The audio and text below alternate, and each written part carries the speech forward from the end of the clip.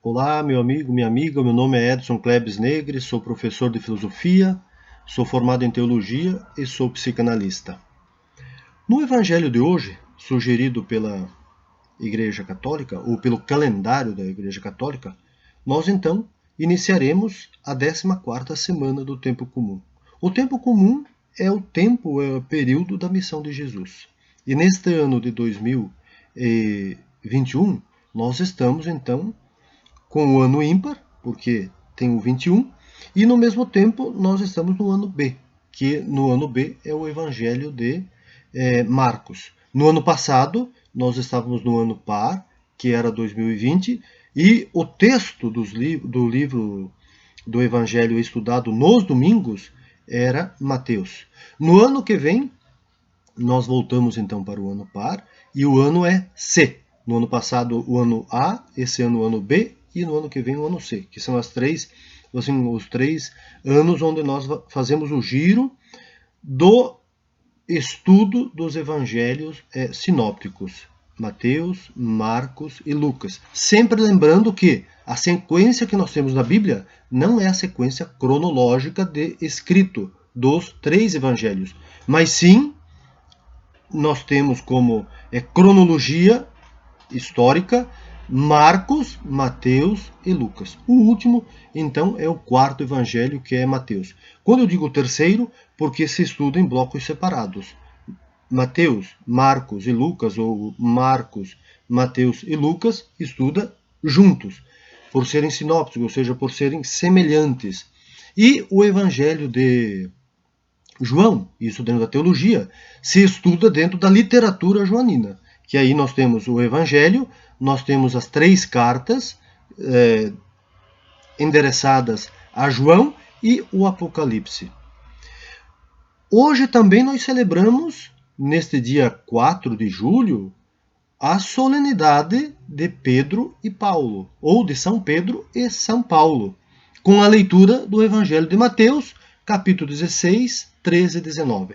Quando a igreja lembra um santo, uma santa, ou até mesmo um título de Nossa Senhora, se coloca uma leitura específica. É o que acontece com a festividade, ou a solenidade, melhor dizendo, de São Pedro e São Paulo. A data do martírio de Pedro e Paulo, ela foi colocada no dia 29 de junho.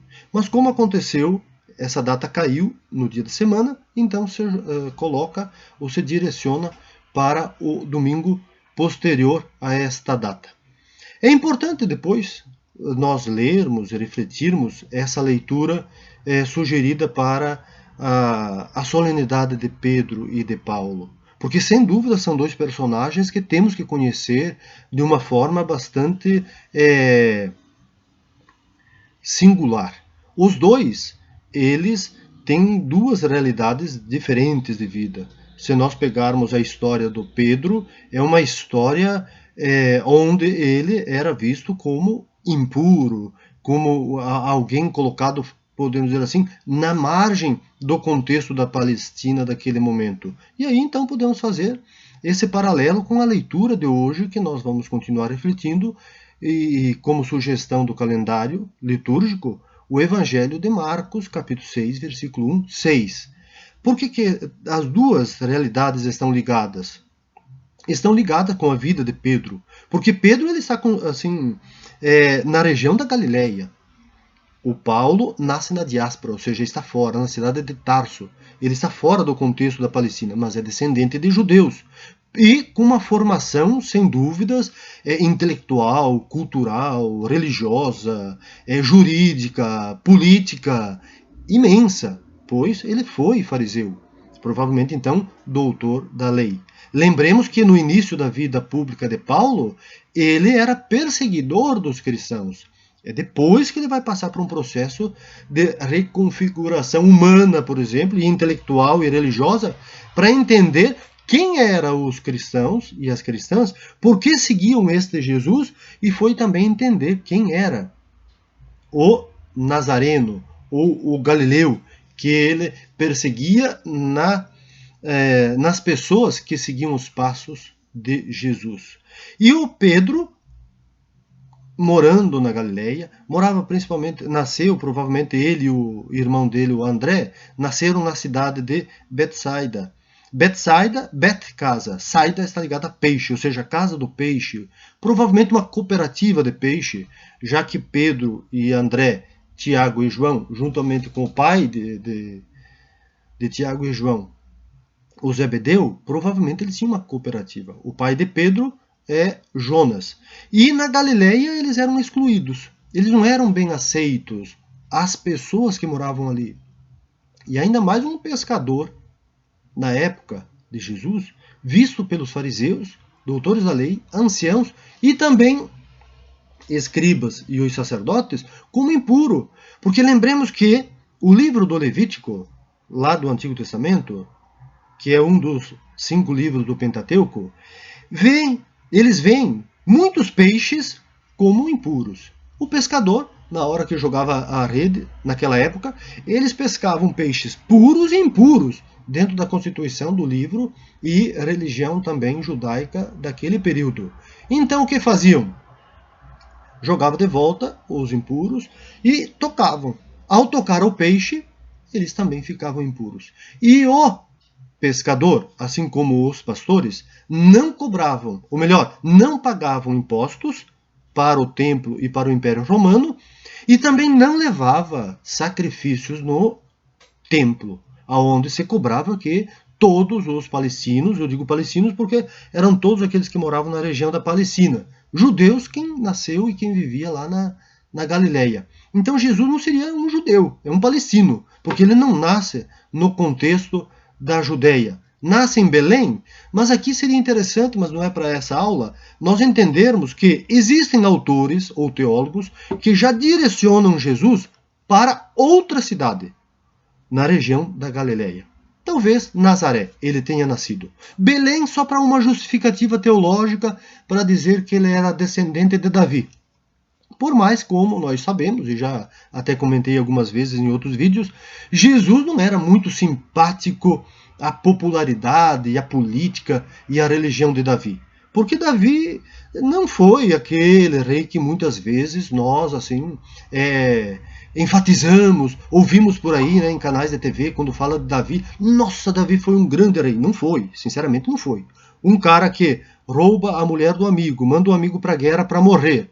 Ele realmente não tinha aquela sensibilidade política e religiosa para dizer que, olha, eu sim sou o verdadeiro rei de Israel, que protege o povo, que cuida o povo e que vê no povo meus irmãos e irmãs. Mas não, completamente diferente daquilo que o texto de hoje, do Marcos, capítulo 6, versículo 1, 6, dirá para nós.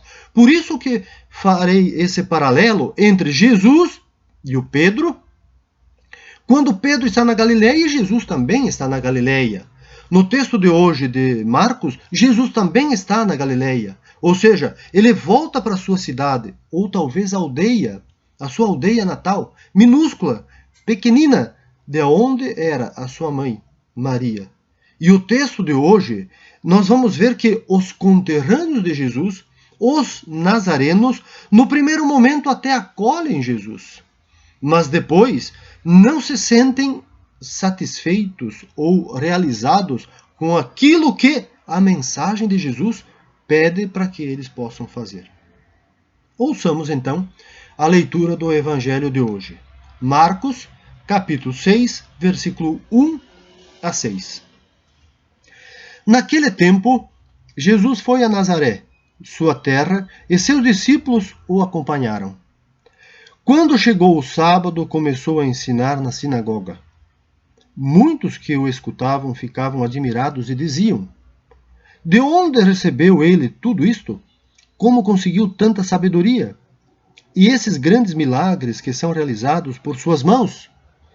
Este homem não é o carpinteiro, filho de Maria, e irmão de Tiago, de José, de Judas e de Simão? Suas irmãs não moram aqui conosco? E ficaram escandalizados por causa dele. Jesus lhes dizia: um profeta só não é estimado em sua pátria, entre seus parentes e familiares. E ali não pôde fazer milagre algum. Apenas curou alguns doentes, impondo-lhes as mãos. E admirou-se com a falta de fé deles. Jesus percorria os povoados das redondezas, ensinando-as. Palavra da salvação. Olha que interessante o texto de hoje, né, meus amigos e amigas? Jesus, no primeiro momento, ele é acolhido na sinagoga. Lembremos que o texto do Marcos, então, como ele foi escrito por primeiro, ele é o primeiro escrito sobre a vida de Jesus, que não é uma biografia, mas sim relatos da vida de Jesus, relatos daquilo que Jesus ensinava e relatos também daquilo que muitas pessoas presenciaram sobre Jesus, ou aquilo que os apóstolos ou as discípulas e discípulos de Jesus também falavam sobre ele. É importante então nós localizarmos aqui o Marcos, mais ou menos entre o ano 60, 65, 70. Não sabemos muito bem. É nessa década que também, provavelmente então, aconteceu o martírio dos dois grandes personagens da fé cristã, que é o Pedro e também o Paulo. Eles foram mortos, assassinados nesta década. Não se sabe muito bem se foi o ano 64, 67, 68, como às vezes nós encontramos dentro da história dos santos ou estudando teologia. Não se há uma data verídica, mas provavelmente foi dentro desse tempo, do ano 60 ao ano 70. Quando falamos também a palavra martírio, nós lembramos sempre que a palavra martírio significa testemunho no grego. Martiria, testemunho. Mas lembremos que esse testemunho, meus amigos e amigas, quando ele é colocado na vida daqueles primeiros cristãos e primeiras cristãs, ele ganha uma conotação completamente diferente daquilo que nós muitas vezes ouvimos também por aí. Ah, nossa, que grande testemunho de vida. Não, temos que ver que também o testemunho, mas esse testemunho custou a própria vida deles. Todas as vezes que que o calendário litúrgico, dentro dos tempos, vão trazendo para nós refletirmos a vida do mártir ou da mártir, temos que lembrar que ele foi brutalmente assassinado pelo sistema do Estado. Estado judeu da época ou Estado romano. Não é diferente com aquilo que aconteceu Jesus. É que muitas vezes nós gostamos de encontrar assim, forças fora das nossas forças. Aí nós escolhemos pessoas para serem nossos líderes, ou as nossas líderes, como alguém que pudesse fazer tudo. E aí quando vem alguém tão humano quanto nós rejeitamos. E é assim que acontece com a vida de Jesus. Jesus foi brutalmente assassinado pelo Império Romano, com a ajuda também daquela liderança do Estado, podemos dizer um Estado, um povo que era as lideranças dos fariseus, doutores da lei, sumos sacerdotes, o Pilatos, Herodes, todos eles estão envolvidos na morte de Jesus. Não é diferente com a morte de Pedro e de Paulo. Os dois foram também brutalmente assassinados. Os demais também. Segundo os estudos, ninguém dos discípulos de Jesus e muitas das discípulas foram brutalmente assassinados e assassinadas.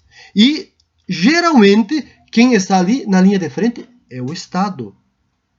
E é o grupo religioso que não aceita, não entende Jesus.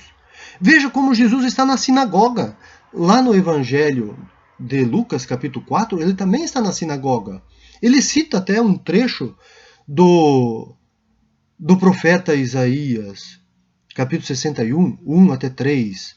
Quando Jesus diz lá no Evangelho de Lucas, capítulo 4, versículo 16 e versículos seguintes, que o Espírito de Javé, o Espírito Divino, está sobre ele e o enviou para libertar todas as condições de opressão, de dor, de sofrimento das pessoas, o que acontece? E no final ele vai dizer que hoje se realizou esta passagem, ou esta profecia, todos vão expulsá-lo da sinagoga. Provavelmente Lucas ele está citando esse trecho, essa parte, esse versículo, e dando orientações para as pessoas na qual ele estava escrevendo o evangelho. Porque cada evangelho ele foi escrito para um momento e, no mesmo tempo, para pessoas diferentes. O Lucas ele é visto como para os pagãos. O Marcos é para os romanos. E o João para as comunidades da Ásia e Mateus para os judeus. Então vejamos a linguagem que cada um usa. E o que é mais interessante é que naquela época, naquele tempo, quando você queria diminuir uma pessoa, você usava como ou o nome da mãe ou o nome do pai com a profissão. Aqui, em Marcos, não cita o nome do pai. Ele não é o filho do carpinteiro? Vão dizer, mas ele não é o filho do carpinteiro, ele não é o carpinteiro. Este homem não é o carpinteiro, filho de Maria. Diminui também quando cita o nome da mãe. E olha que interessante, provavelmente o José já havia falecido. O carpinteiro, na época de Jesus, assim como os pescadores, por isso então faço esse paralelo, assim como Jesus também está na Galileia, só que na cidade ou na aldeia de Nazaré, onde ele nasceu, Pedro também está na Galileia, Jesus também é impuro. Porque se ele era carpinteiro, ou se ele foi carpinteiro, o carpinteiro ele construía casas para todas as pessoas que pediam para que ele construísse.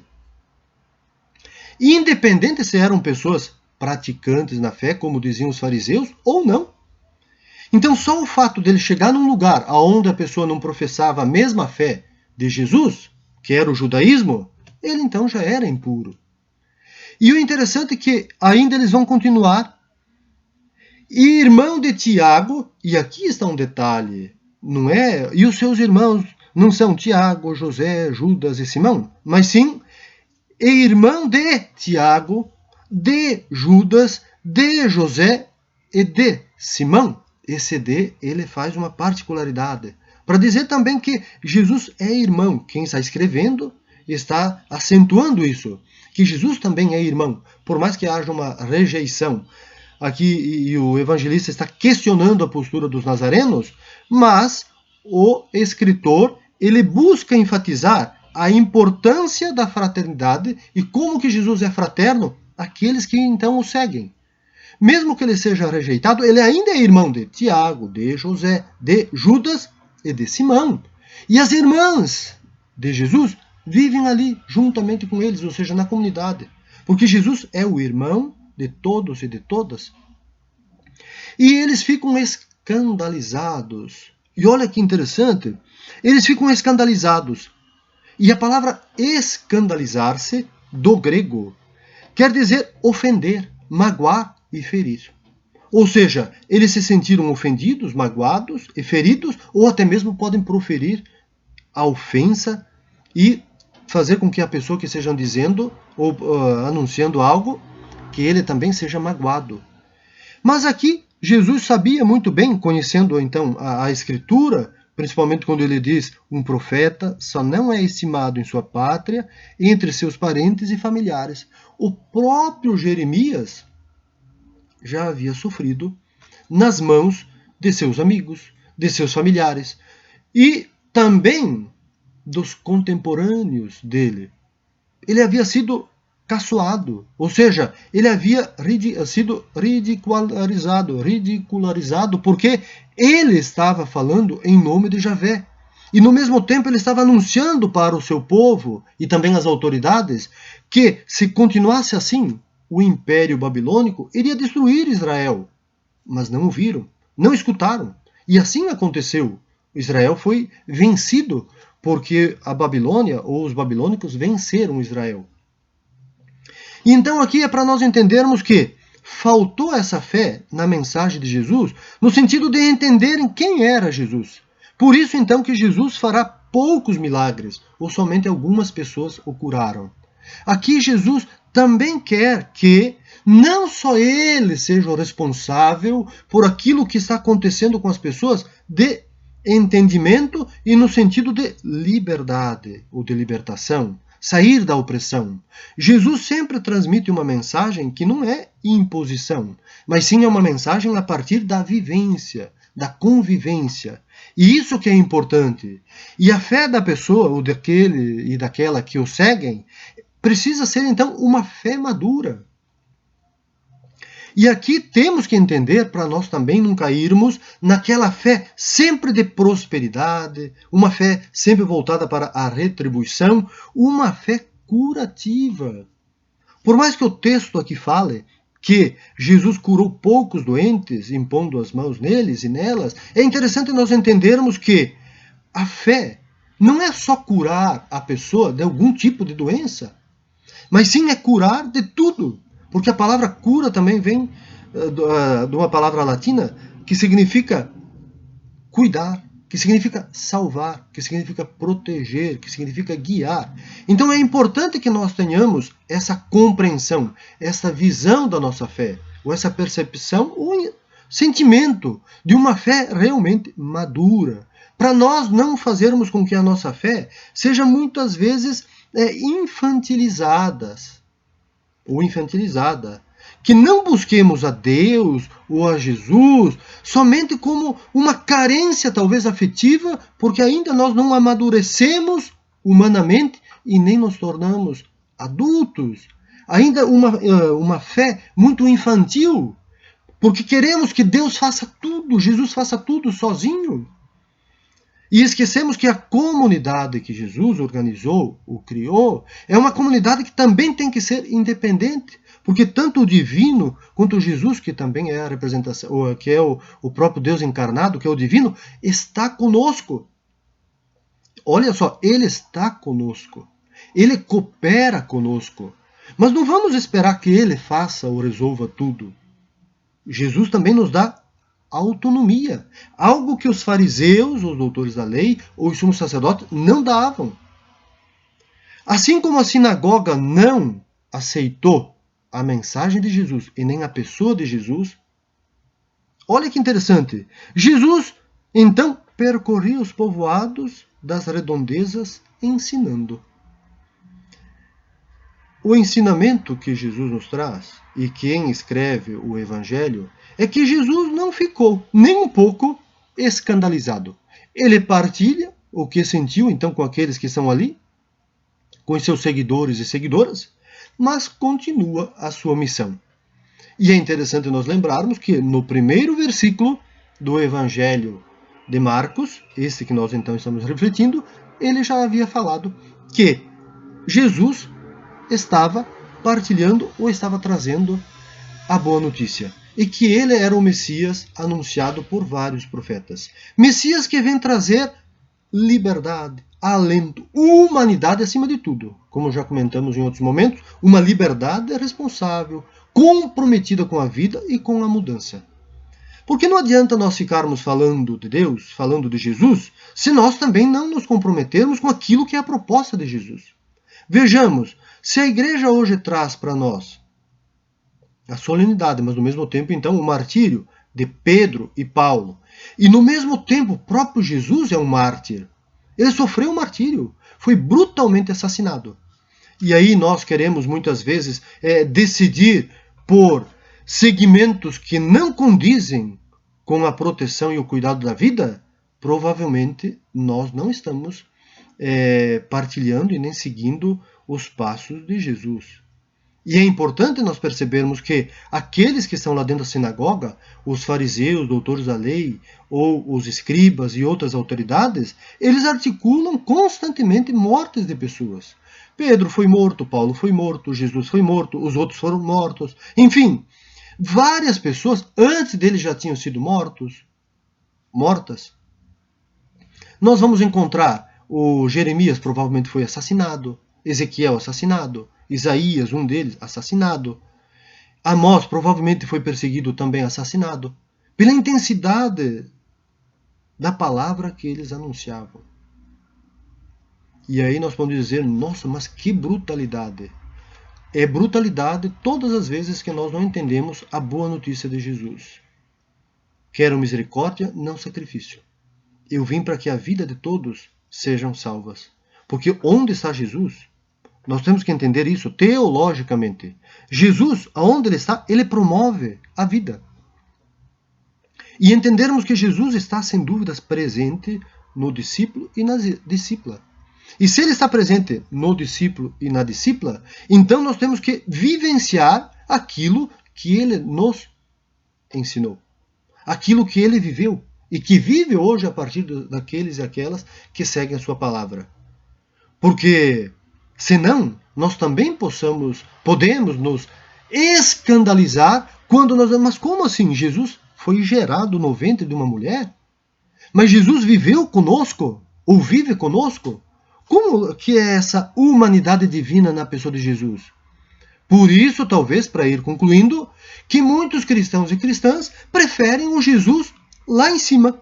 O Redentor, o Cristo Rei, o Salvador, o Redentor, somente o ressuscitado, porque não é fácil nós entendermos esse Jesus que sofre, esse Jesus que é excluído, esse Jesus que muitas vezes é banalizado.